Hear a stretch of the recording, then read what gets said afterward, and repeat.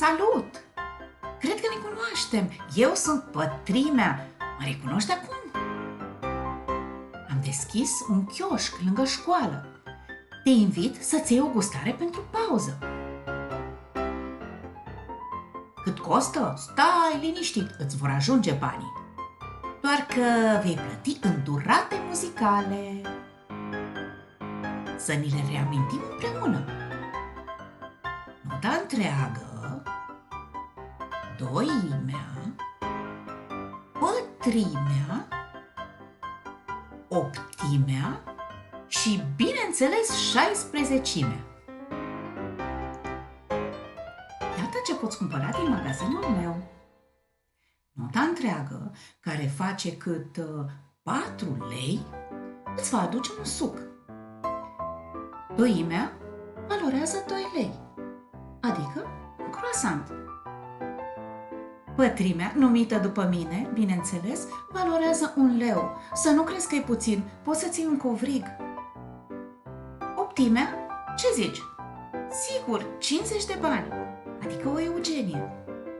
Iar 16-imea, o bomboană de 25 de bani. Ce zici? Vii să cumperi? Bun!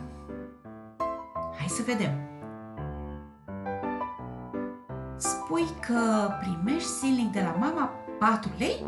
Perfect! Asta înseamnă o măsură de... Exact! De 4 pătrimi.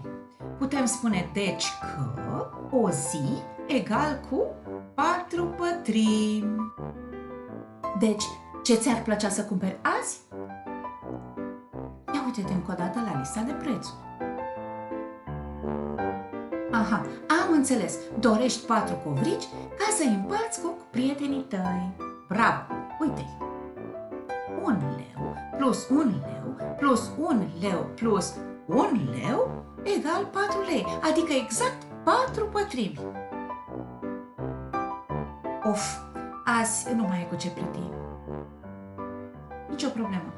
Te aștept și mâine.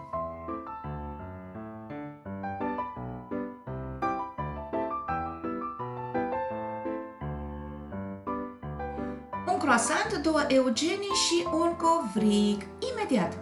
Ia uite, croissantul, eugeniile, covrigul, deci 2 lei, 2 ori 50 de bani plus 1 leu, fix 4 lei.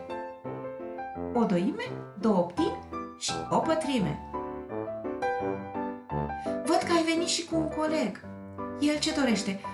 Doar un suc? Poftim! 4 lei, te rog. O notă întreagă.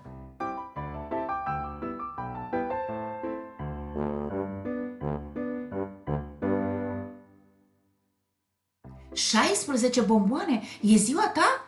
La mulți ani! Mulți ani trăiască, mulți ani trăiască, la mulți ani! Așa, deci 4 cu 4 cu 4 cu 4, în total 16, 16-imi, fix 4 lei. Ce spui? Ar trebui să diversific oferta? Asta înseamnă și prețuri noi.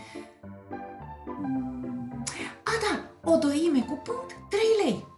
O pătrime tot cu punct, 1 leu 50 și optimea cu punct, 75 de bani. De acord cu tine. Iar dacă vrei să economisești, să știi că eu nu mă supăr. Dar despre asta vorbim altă dată. Petrecere frumoasă astăzi! Ei, voi ce spuneți? Vă place magazinul meu? Vă aștept să veniți! Iar dacă nu aveți destui bani, nicio problemă, schimbăm măsura să vă ajungă! Sfârșit! În rolul principal, bineînțeles, eu, Pătrimea. Pa, pa!